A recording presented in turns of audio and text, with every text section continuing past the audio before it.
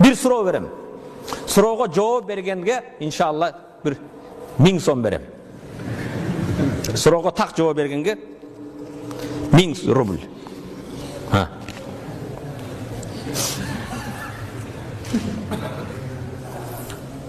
Bilgender үн чыкпай турат. Кол көтөрүп жооп бересиз. Ар катардан бир-эки адамдан жооп алам. Урматтуу мусулман, биздин суроо ушундай. Эгер өлүмүңө мен бирөөдү көрсөм мени айтып атат да, өзүңө да. Сен 3 күндөн кийин өлөт десе. 3 күндөн кийин малакил маут келип жаныңды алат десе, эмне кылмаксың? Эң жакшы суроого 1000 сом. Жоопко. 3 күндөн кийин сен өлөт десе. Ömründen 3 gün kaldı dese, emne kılmaksın? Hazırttan ibadat kılıp başlayırken namazdan maşallah. Жақсы. Ата-энем разы болғын. Ата-энемдин разылыгын сурап, атам, энем менен разы болгун. Ак сүтүңө разы болгун деп ата-энеден разылык сурайт элем дейт. Машалла. Сиздики да жакшы жооп. Артырактан бирөөлөр.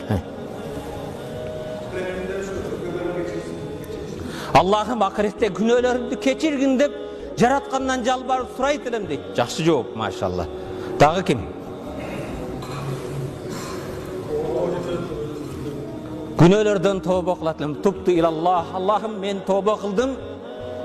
Эми мындан кийин атың өчкүр аракка, тамекиге, насбайга барбаймын, бирөөдү капа кылбаймын. Allah'ım мени кечире көргүн деп ар бир кылган күнөөдөн tövbe кылмакмын дейт.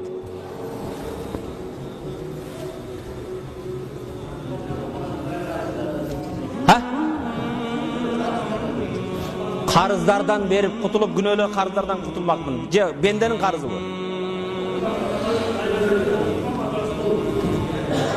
Kanday? Akırkı nafasımda la ilahe illallah Muhammed Resulullah menen yaşap, la ilahe illallah Muhammed Resulullah köp aytmakmın.